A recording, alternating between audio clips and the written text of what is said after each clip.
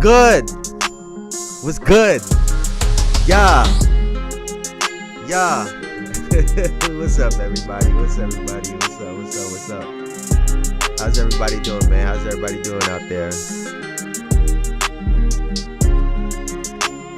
Man, I hope everybody has had a great week so far. I hope y'all Friday has been going well.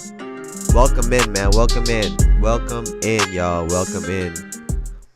Man, how's everybody? How's everybody's week doing? How's everybody's day?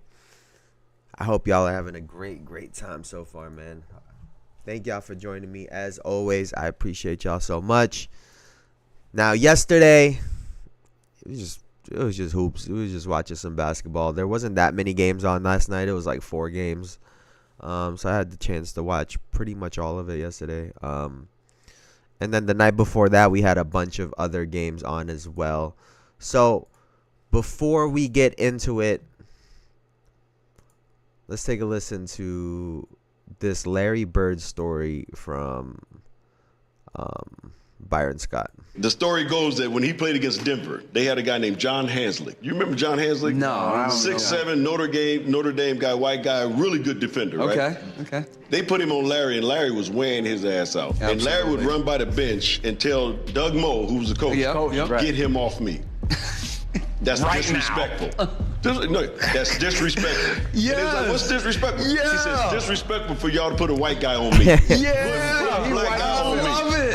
Put a black guy on me. That's why he gives Coop so much. He still says to this day, Coop is the best defender he's ever played against. Wow. Really? But he was like, you disrespecting me by putting a white guy on me. I feel you. But that's Larry, because when he played back in the day, that's all he played against was brothers.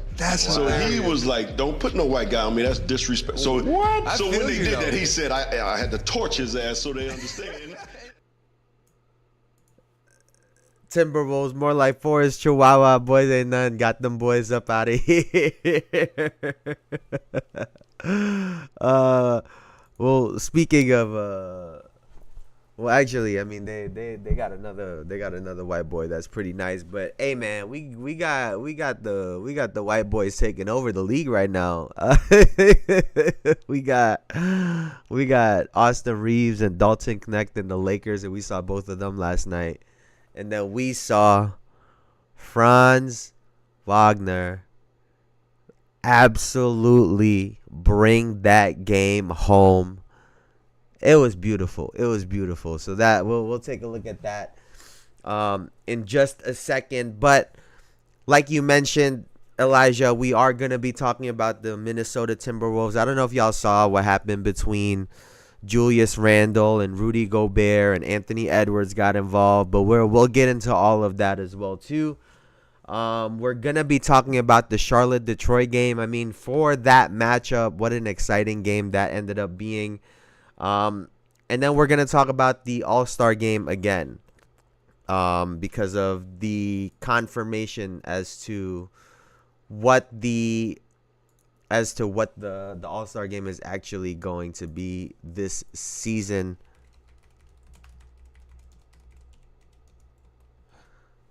But like I said, we'll get right into the Lakers Magic game. Let's take a look at this.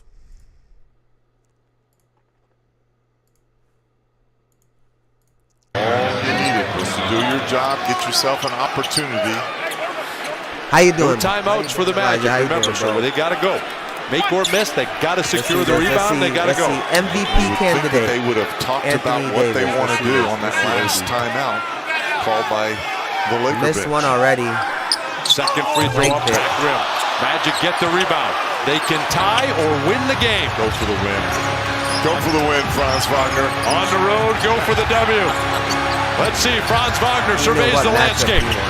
Looking for help. Shot clock down to 5. He's going to go for the win. Shot game! Franz Wagner! Game time! You are fantastic, Franz! Game time! Oh, and then let's take a look at the last shot as well, too. Let's take a look at the last shot. Woo!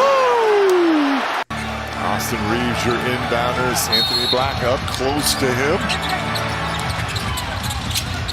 Inbound to Anthony Davis. Turnaround jumper is up and no good, and that'll do it. The Magic. I'm okay, tired. Weather's been really bad. Haven't flown in 2 weeks. Woo!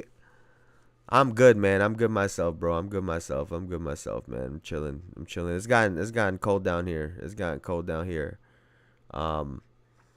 But yeah, we're just managing. We'll talk about where I'll be next week a little bit later in the episode. But as y'all saw right there, man, Anthony Davis missed that free throw. And then Wagner did his thing. This was a really tight game throughout. I don't know exactly how many lead changes they had, but the entire game they were just going back and forth, exchanging leads, tied. It was a really close game all throughout. And I just mentioned the other day that the Orlando Magic have had a really good defense all throughout last season. And it wasn't just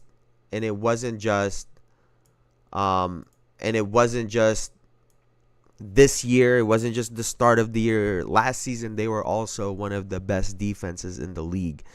So this has become their MO. This has become a part of their identity. They play tough defense, and then they have two guys, one of them being out, in Paolo Banchero and Franz Wagner, who can really go and get buckets. And he hit some big threes. You know, right before he hit that game winner, he actually missed from the same spot. He got a really, really good look. Let me see if I can find it real quick, actually. But he got a really good look, and he just missed it. And so for him to get the same shot in the same spot, I was like, damn, are you guys trolling? He just barely missed the shot from that same exact spot. Let's take a look at this. But he couldn't hit it. Fought for. He'll get it into Franz Wagner. Looking for help.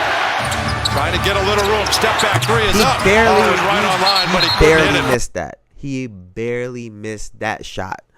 And like I said, the same spot, he was able to line it up one more time. But really, the biggest thing was 3 missed free throws. LeBron missed one. Oh, no, 4 missed free throws, actually. 4 missed free throws. And LeBron missed one, and I think AD missed 3. He missed 3 free throws at the end of the game right there. Oh, no, he missed 2. He did miss 3. Yeah, he missed 3 at the end. He was perfect up until the end of the game. And LeBron missed the 1. And that was the difference, right? 119, 118. You guys end up winning the game easily if y'all just hit your free throws. But the reality about the Orlando Magic, like I said, is they play defense. They have size. They're scrappy on defense. They get after it. They play physical and they play up, but they're not super undisciplined, meaning, you know, the next guy over from the ball isn't edging up super far just so that they can try to potentially make a play that's not there, right? They don't often put themselves out of position just to be able to play some defense. And so it's consistent. And then on offense down the stretch, even though it turned into Wagner going one-on-one for most of the last 2 minutes, 3 minutes of the game, through most of the fourth quarter, I felt as if they were executing their offense, right? Guys were cutting. They were having dribble drives into kickouts. They were moving the ball. The swing was working. They were doing a lot of things that you can recreate as a basketball team. And they had a star player that was on a heater all night, and he closed the game out. Now, when it comes to that last shot by Anthony Davis, right? I didn't love it, right? He was coming from the bottom of the basket. He had to go all the way up and curl and a fadeaway over his left shoulder, technically, right? Left shoulder shooting across his body. And those shots tend to be very difficult. Either they end up really short, or like the shot that he shot, they end up really long.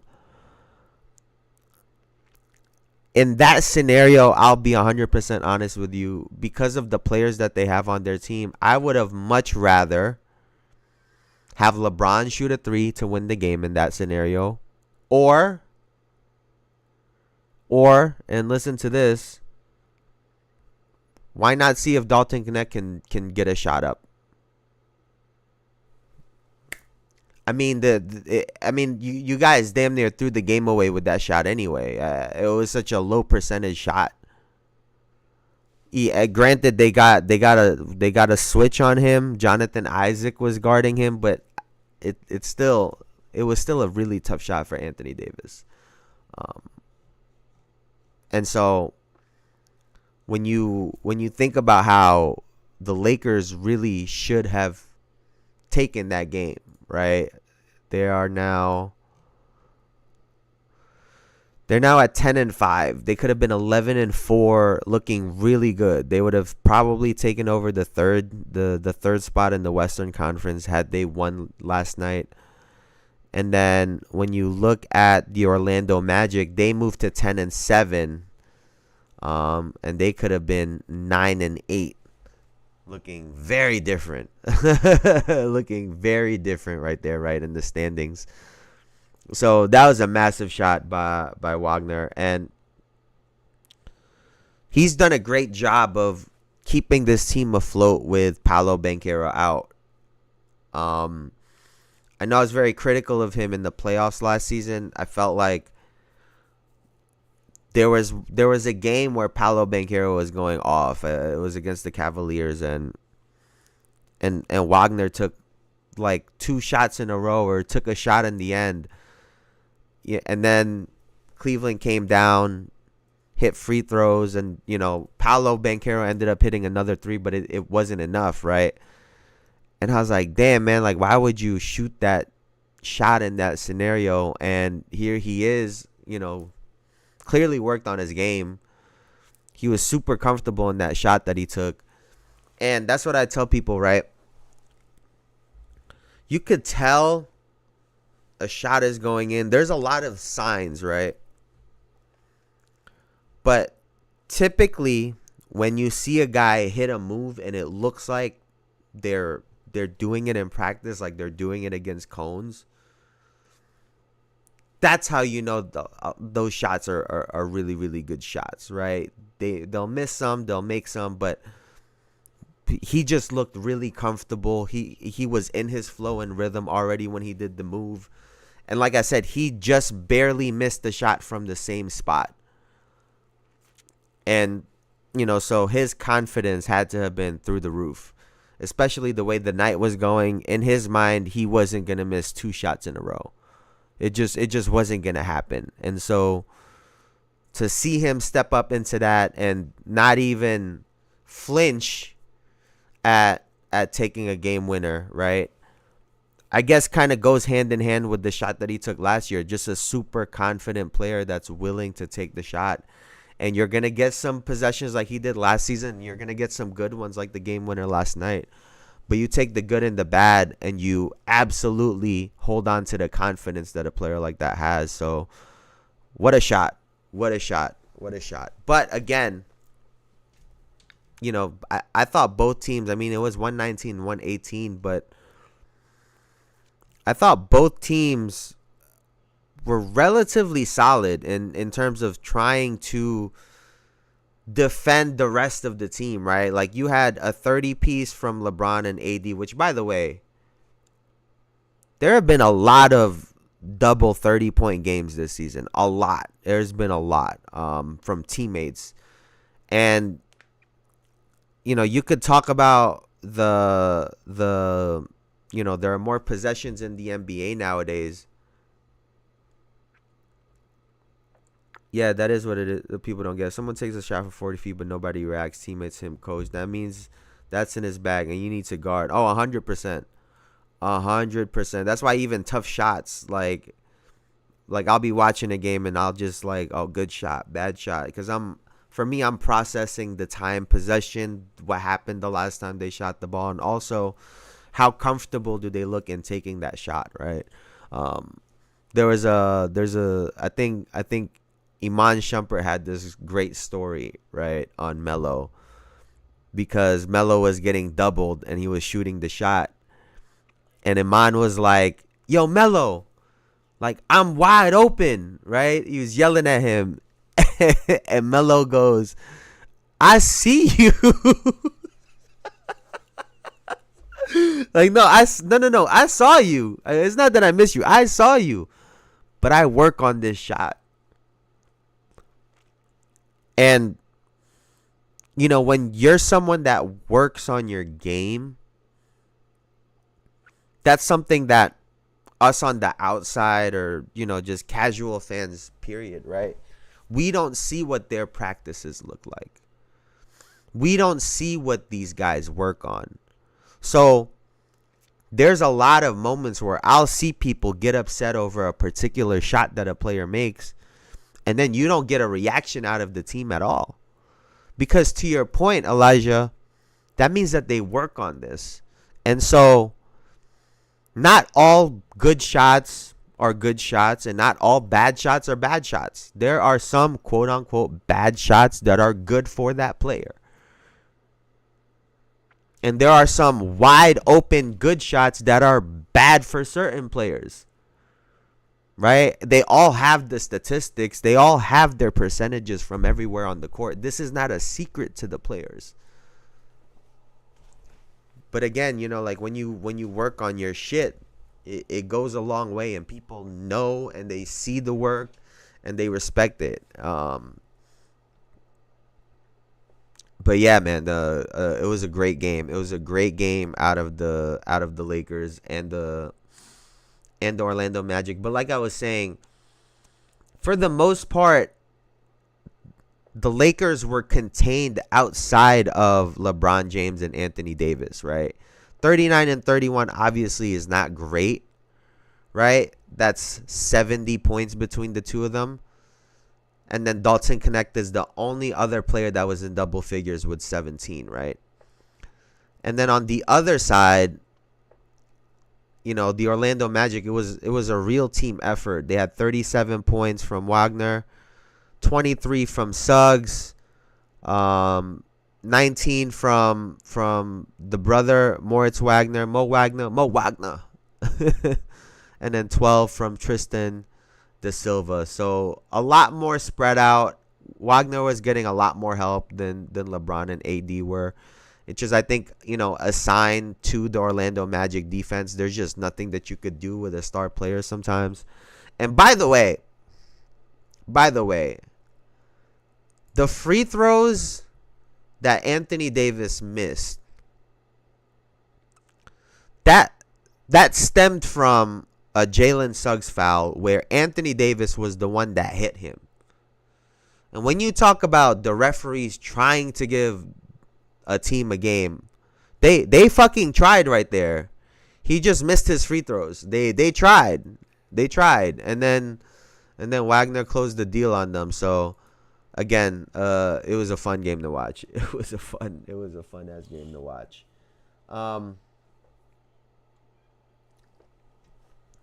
From that close game to another close game, what y'all think about the end of the Pistons Hornets game, man? That shit was crazy too, all in itself. Let's see. Let's take a look at this. Where is this game? Detroit Pistons, Charlotte Hornets. Excuse me. So let's see. The Charlotte Hornets took this game in overtime, 123-121. And Brandon Miller was really cooking. the entire game, really. But he was the one that closed the deal in overtime. Cade Cunningham had landed on his tailbone, it looked like, at the very end of the fourth quarter. He had 27 for the Pistons, 26 for Tobias Harris. But again, for the Hornets, they won behind the 38 from Brandon Miller and 35 for LaMelo Ball. So let's take a look at this little ending sequence right here.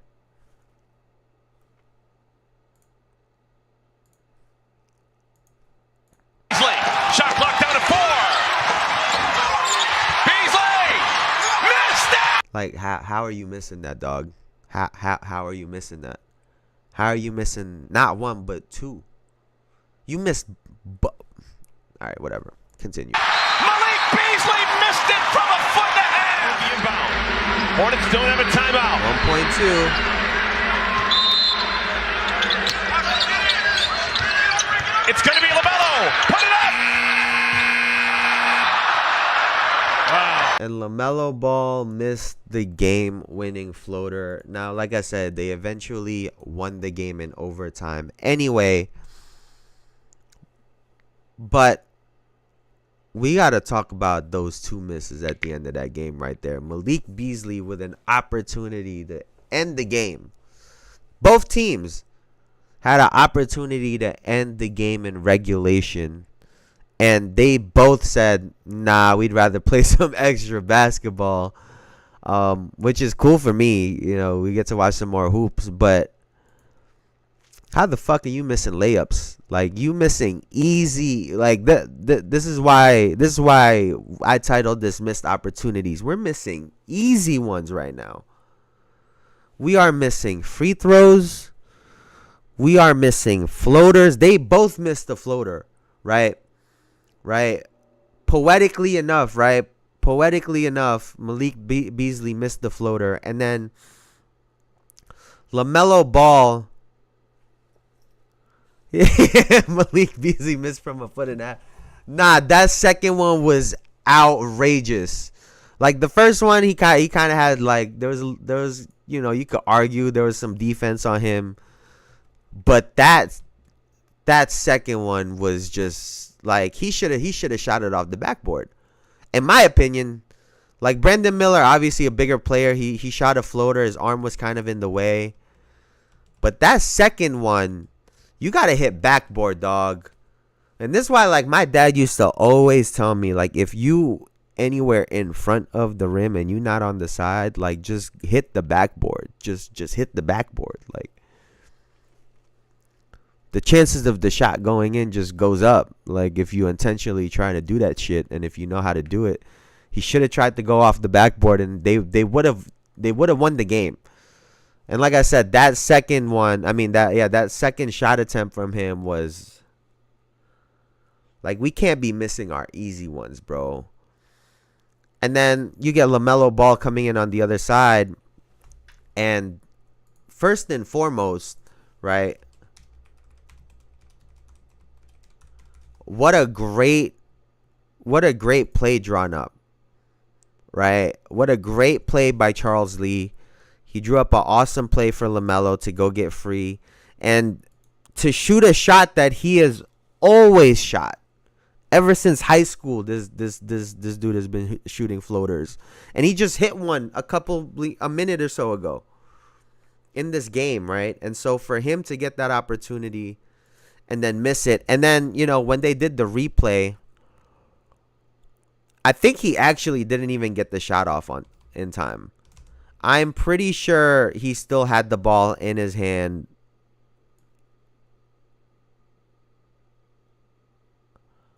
When it was still on his fingertips. So it might have been waved off anyway, even if he did make it. And in that situation, it's just tough, right? Like, he has someone trailing behind him. Maybe he should have pulled up, but he's comfortable doing his floater. It was just like one of those split-second decisions, and he missed it. I'm sure that's kind of what was going on in his mind. His brain probably had a brain fart. He didn't know if he wanted to pull up. He didn't know if he was gonna do a floater. And he ended up missing it. And then Brandon Miller did his thing in overtime. Let's see, how many did he have in overtime? Let's see. He had 8 points. He was 3 of 5 from the field, 2 of 2 from 3. And they won they won that quarter 14-12. But yeah, man, we're missing some easy buckets, bro. Like, and I know I say it all the time, right? Like, it's easy to judge makes and misses, right? It's easy. It's super easy. But free throws and layups, nah, nah, bro. My dad would have had a fit. My dad would have had a fit. Like, that's one of those. Like, that's one of those, right? Like, let's say LaMelo Ball, right? Like, let's say he missed that shot, played overtime, and we got to talk about him fouling out too in a second. But say he went into overtime, killed it, won the game.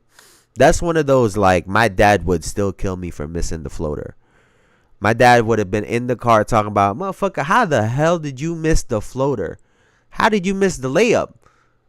Or if you're 80, how the fuck you missing them free throws? Like, you supposed to be the MVP. Like, that would have been the conversation that I would have had to hear. Like, you supposed to be this, that, and the third, and you missing the easy ones? We could throw away the difficult shots, the fadeaways. If you miss or make that's fine, as long as you shot the shot that you were supposed to take. But you can't miss the easy ones, the ones that they give to you. It's called a free throw for a reason. And, you know, LaMelo Ball and Malik Beasley had wide open shots right there to try to close the game, and they both just, oh wells. But let's get back to this Hornets game.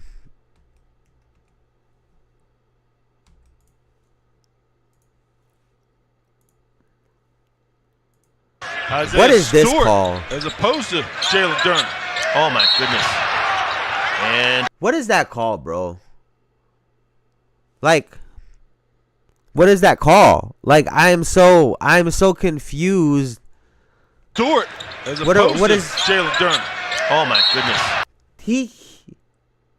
They fouled out LaMelo Ball on that play. 109, 4:59 left in overtime. In the first second of overtime, they fouled LaMelo Ball out. Like, that just don't make any sense. This guy is a star player in this league in a secondary market in Charlotte.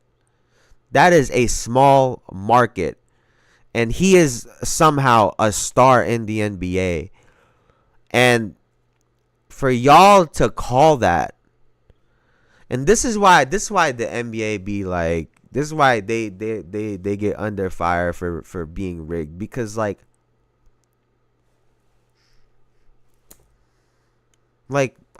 how? Like, how do you make that call on a star player?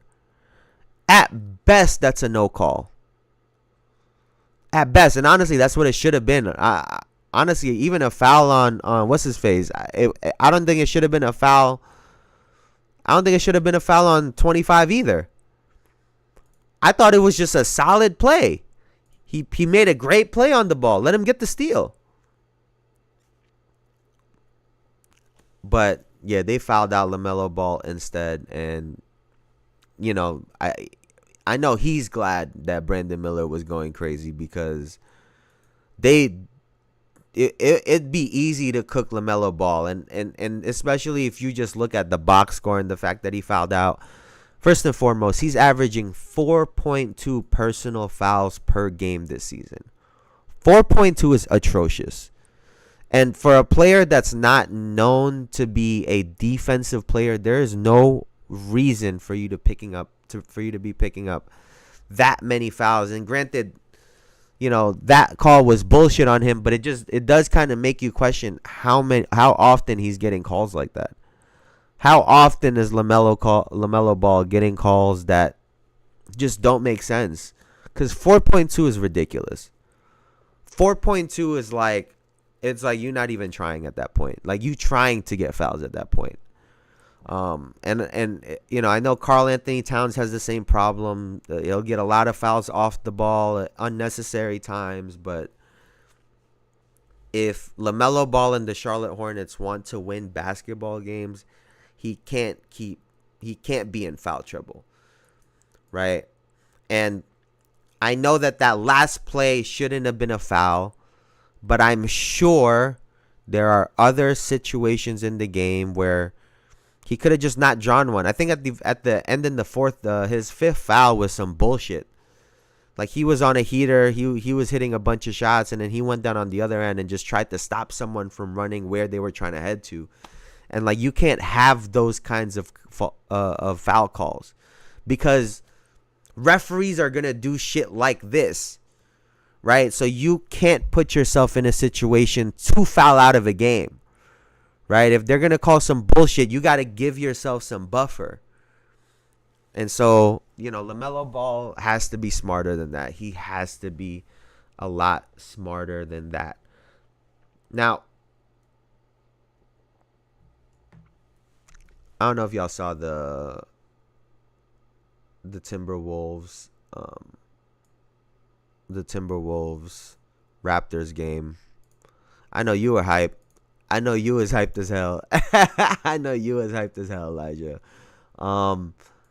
But, you know, it was big on a couple levels, right? Scotty Barnes is back.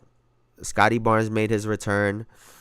And he looked good, I'll be honest with you, for the time off that he's had. 17 points, 5 of 11 from the field, 2 of 5 from 3, 5 of 6 from the line, 3 rebounds, 6 assists, 1 steal. And I got to give a lot of credit to RJ. I know I wasn't, you know, I've never been big on RJ Barrett, but he has been really trying to take this team, you know, and carry it and put him on his back. And he did it again last night. He had 31 points, 10 of 14 from the field, 1 of 3 from 3, 10 of 12 from the free throw line, to go with 7 rebounds and 3 assists. Now on the other side, Anthony Edwards had 26, Julius Randle had 23, and Jaden McDaniels had 22 as well too. So they were really spreading the points around, and then Rudy Gobert had 13 and 11. And you know, the Wolves have been struggling lately, right? The Minnesota Timberwolves have been struggling a little bit lately. Let me see what their last couple of games are looking like, right? So they lost last night. They won their last 2 games against Phoenix and Sacramento, but then they lost against Portland in back-to-back games. And as we know, Portland is just not that great, right? Let's see what their last like 5 games were. See, their last 10, they are 5-5 in their last 10. So that's not where you want to be if you're the Minnesota Timberwolves. 5-2 at home, 3-5 on the road. I've talked about some of the issues that they have. I think some of it comes from Anthony Edwards just shooting too many threes. Delano Banton, oh yes sir. Yes, sir. Yes, sir. But yeah, I think he is a Raptors legend. I'm not gonna lie, bro. I'm not gonna lie. I think y'all kind of escaped with a victory. I think y'all kind of got away with the victory, bro. Did you see the play? You saw the play? Let's take a look at this real quick, actually, because I personally think this is where the game really turned. Long rebound, McDaniels. All tied up in 95.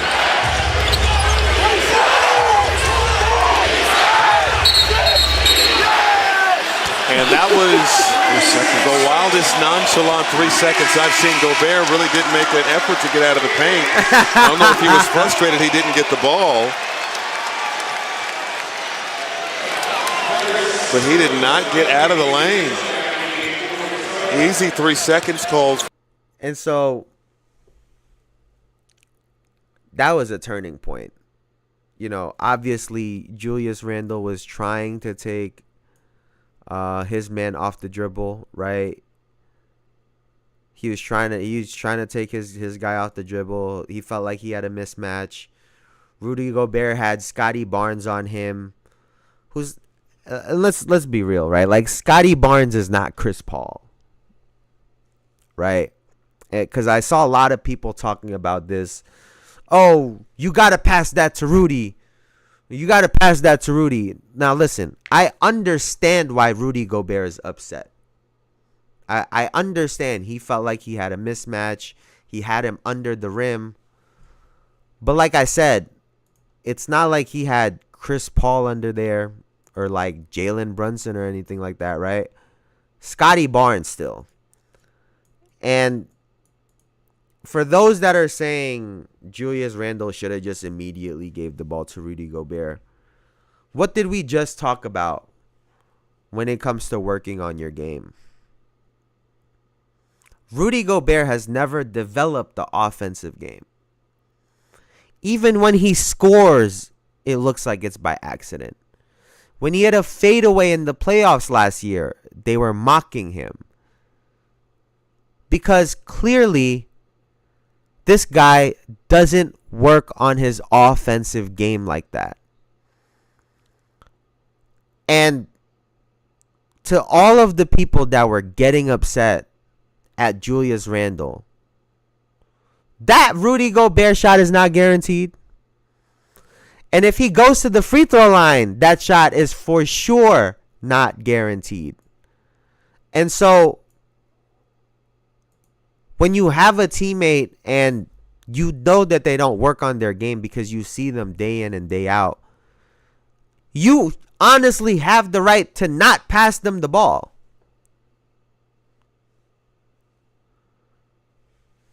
That this is exactly what the season is for, to have moments like this. Like I get it. He had a quote unquote mismatch down there, but it's Rudy fucking Gobert, and like I said, it goes beyond his numbers or his stats, right? Because if you're a teammate of his and you see him working on his game, you would have given that ball up to him immediately. But clearly, in that moment, Julius Randle thought that him driving from the top of the key was a much better play than giving the ball to Rudy Gobert in that situation. And like I said, I'm not even really mad at it. I'm genuinely not even really mad at it, because you know what your teammates do in practice. And I'm sure he had a valid reason, which is that. And for Gobert to mope the way that he did and turn the ball over like that, right? That's got to be a killer. That's a momentum killer. That's a team, because it's like, bro, we could talk about this after the game. We could talk about this after the game. I tell my friends all the time, right? I tell my friends all the time, if we're outside and you start some shit and all of a sudden we got to get into a fight, which, by the way, at this age, I'm not fighting nobody no more. But if it were to happen, right, I got your back. Whatever decision, I got your back. But in the car, on the way home, you're going to get an earful from me. But not in that moment. And that's what that was. Like, we could talk, that's fine. Be mad. We could talk about it after, and then I could tell you, hey, bro, you don't work on your game. That's why I didn't pass you the ball. And then you get to be upset. We get to have that exchange. But don't do it in the middle of a fucking game when it's tied with 5 minutes left.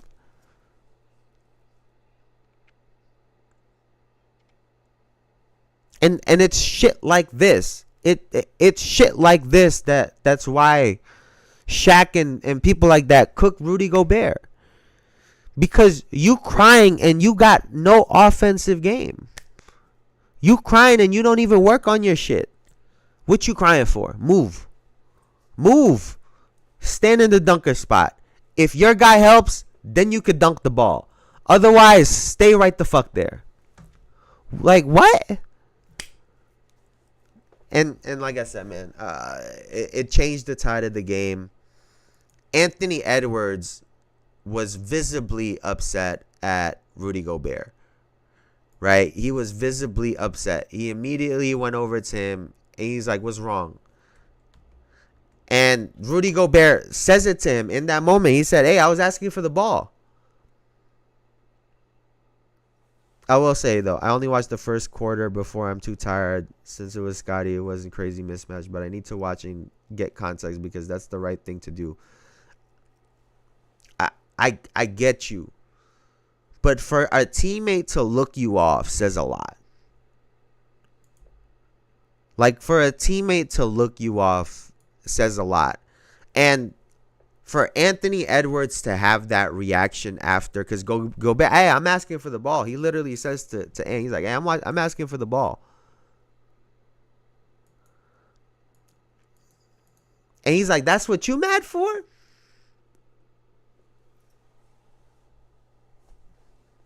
He had Scotty hugging him under the rim. Rudy is fully capable of dunking on people. If he not gonna do nothing else, he can put someone in the basket. Maybe he got to turn first, though, and not get a traveling call.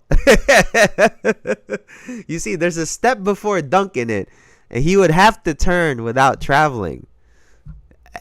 And don't let him have to put the ball on the floor, neither. But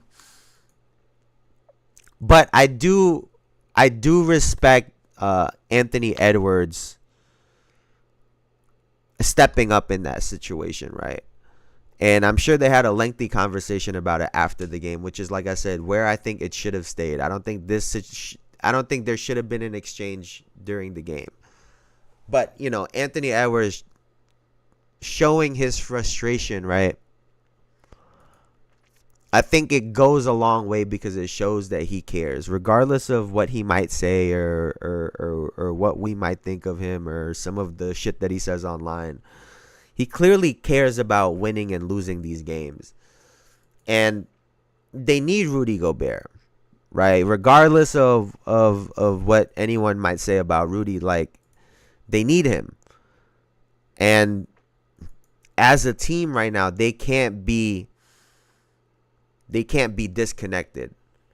Right? Now, I'm wondering what happens when this situation comes up again. Right? Because if I'm Julius Randle, right? I'm going to do it to prove a point now. Now I'm going to prove a point. Hey, you want to put... Hey, here. Get the ball. Hey, go do your thing. Rudy.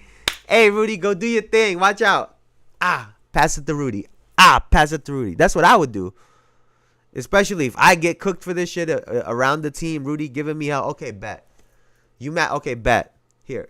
Go get the ball. Pop. Bounce pass. Throw it over the top. Let's see what you got, Rudy. That's what I would do. That's because especially with how segmented their team feels, he deserves to be the ball. He has energy to take care of your big man, like you said after the game. Take care of it, but don't expect bigs to do all the dirty work and never get the ball. That's fair. That is fair. But the game is tied. This was inevitable for this team. And you got to think too, right? Like how old is Rudy Gobert, man? Like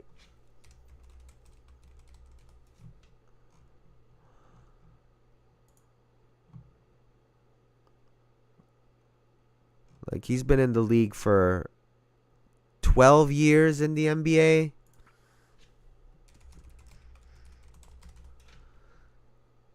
32 years old.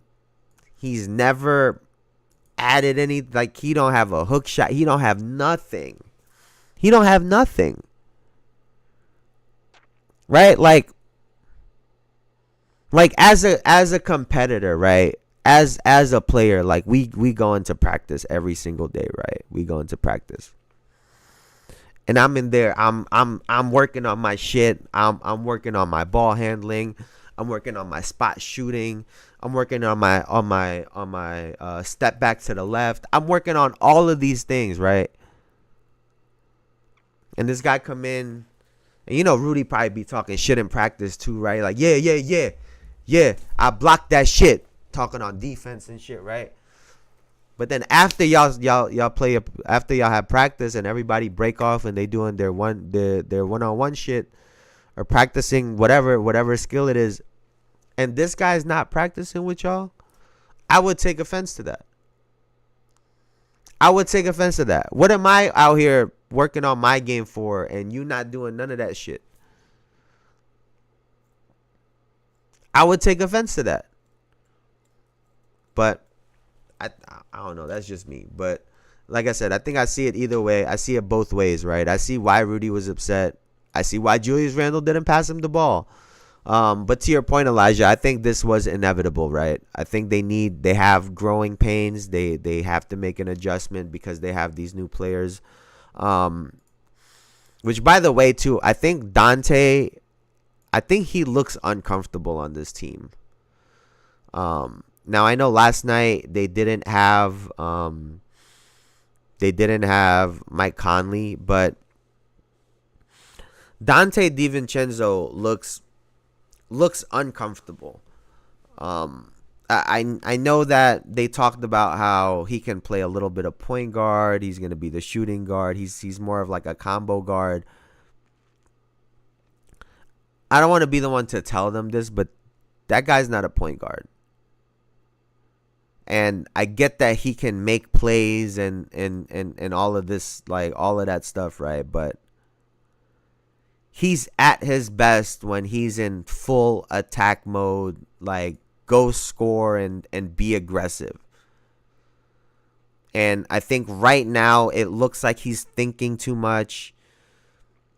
Some of those shots that Anthony Edwards takes from the 3-point line, I think it takes away from some of the shots that Dante should be taking. So he's getting a lot of he's getting some of these last second shots for three when they kick it out to him. And so Dante, I think he just looks a little bit out of place on this team right now. His shooting is not great. More bigs need to do exactly this. To do exactly what? What exactly?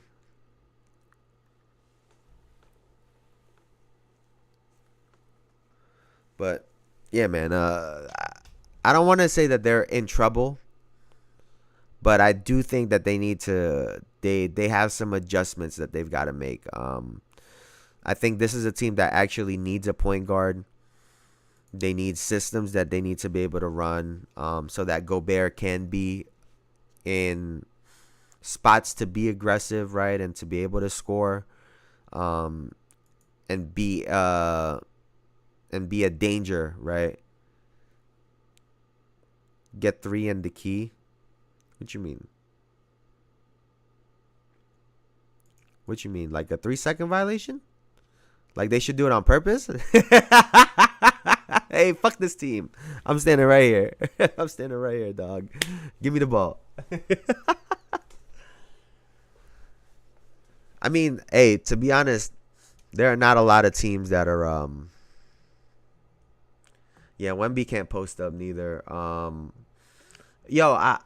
Speaking of which, these are the comparisons I thought of while watching the games, right? Franz Wagner is who Lauri Markkanen wishes he is, and Jared Allen is who Rudy Gobert wishes he is. That's my comparison in watching the games. They, both Jared Allen and Franz Wagner but look like better versions of Rudy Gobert and Lauri Markkanen to me. Yeah, I'm stubborn as you can see, but it's easy money. That's why Lakers and Nuggets take people money. It is. It is. It is. It is, bro. It is. It is. I feel that. I feel that 100%. What else did we have to talk about today? Oh shit, did y'all hear about the where is this? Let me find that thing again. You heard about what the Western Conference exec said? Let's see. I think I saved it. All right, so let me read this. Western Conference executives believe the NBA could eliminate conferences and have the top 16 teams make the playoffs when the league expands to 32 teams. Is this a good idea?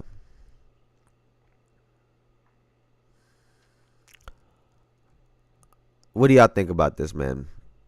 Because I am on the fence about this. Right? On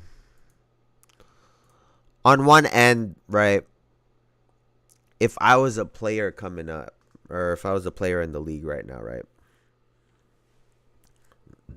I would want the same layout. Excuse me. Especially if I'm a player that cares about my legacy. Because they already try to take their stats away from them and their accomplishments. This is there's more possessions in this league, or it's easier. So those narratives are already out there, right? And if you change the way that the playoffs and the seeding, that layout is set, it's going to change the way that we look at these players in comparison to the past, right? Now there's going to be It's gonna be like a BC and AD situation, right? It's gonna be a before Christ and after death, right? There's gonna be the two parts where this massive. All right, okay, bet. It's back. That shit froze the fuck up. But anyway, yeah. I froze hard body, bro. Internet's been dog shit. I froze hard body. But. Yeah, like I said, I think that they should definitely keep it the same so everything is consistent, right? On the other side, right, just to play devil's advocate, if they do no conferences, we would have the opportunity to see teams that typically don't ever play each other in the playoffs play each other in the playoffs. And I think that could be kind of fun.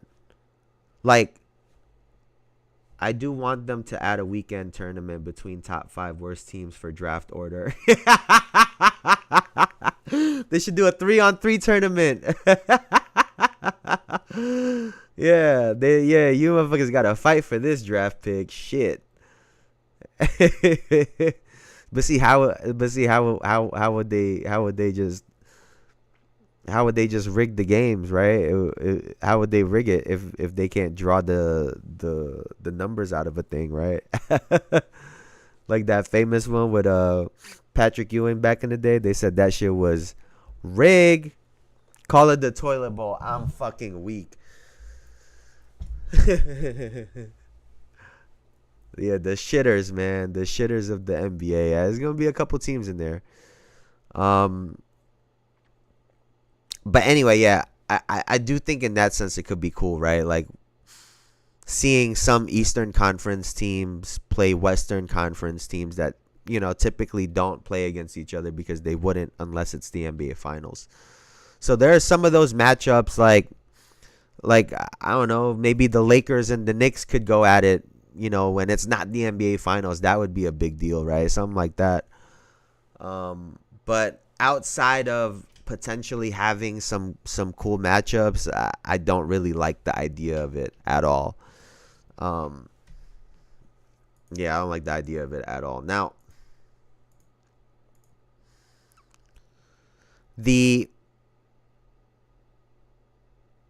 what is this? So we spoke about this a little bit the other day, and they have announced that it will be brand new, right? They are not going to be doing the same thing that they were doing before, and they're going to do the 4 all-star teams. Let's see. It's basically 3 teams of 8, so 24 all-stars still are going to be selected, and then they are going to go against in a tournament-style game against the winner of the Rising Stars Challenge. Now, like I said before, I think this is stupid. Here, let me see. Here it is. The new tournament-style format will feature 3 all-star teams, each with 8 players on the roster, and a 4th team. The winner of the Rising Stars Challenge, which has used a tournament format since 2022. Like the Rising Stars Challenge, how? They have more than 8 players. So, like, how is that going to work? It's going to be 8 versus 12? Like, I don't know. And it says the first 2 games will constitute the semifinals and will have a target score of 40 points. The 2 winners will advance to the finals, which will have a target score of 25 points. Excuse me. ESPN reported Thursday. Like, on top of that, like, how are you gonna divvy up the players? Like, what's to stop them from having, like, Bron, Steph, KD, like Luka? What's to stop them from having all of them on one team of 8? Like, that to me, that's the confusing part. Like, and here's the thing, right? It could work. It could work. It could be like a pickup style game that gets them to really like play, but I don't know. I think that, like I said, I think that they should just stop the All-Star weekend. They should just take it away. And I know that they're not going to do that because of money, and you know, they just signed a new TV deal, so money is a huge factor in a lot of these decisions that they're making, but I don't know. Like the weird part is I feel like they can force these guys to play hard if they wanted to. I don't think it would be that far. I don't think it would be far out for the NBA to send an email or call all of these guys like, hey, you guys have to play hard for this game, or at least the second half or something. But yeah, now what else do we have? I think that's everything that I have, man. I think we covered everything, man. I think we covered absolutely everything at this point. We are an hour in. So that's going to do it for me for now. I appreciate y'all hanging out with me. As always, Elijah, you're the fucking best. Now, next week, I will not be live next week. I will be putting out some videos, but I will not be going live. We are going on a little vacation for Thanksgiving. We will be in Colorado, so we'll be hanging out over there. We're going to go snowboarding. We'll be in the snow. It'll be a vibe. So I will not be live this week or next week, sorry. But I will post some videos still on Monday, Wednesday, and Friday. But man, I appreciate y'all, man. So y'all have a great week. Y'all have a great Thanksgiving. Stay safe. Have some good food. Have some good drinks with family and friends. I appreciate y'all so much. Like I always say I do, man. I appreciate y'all. Y'all are the fucking best. And and that's going to do it for me for now, man. Now, before I get out of here, please like, comment, subscribe, all that good stuff. It really, really helps the channel out. And we're trying to take this shit to the moon, and y'all already know that. And we're going to do it. We're not stopping until it gets there. And thank you guys, man. Thank you guys as always. Y'all could have been anywhere on the internet, but y'all were here with me, and I appreciate you for that. So I'll see y'all later, man. Y'all have a great week. I'll see y'all when I get back. Peace, peace, peace, peace, peace.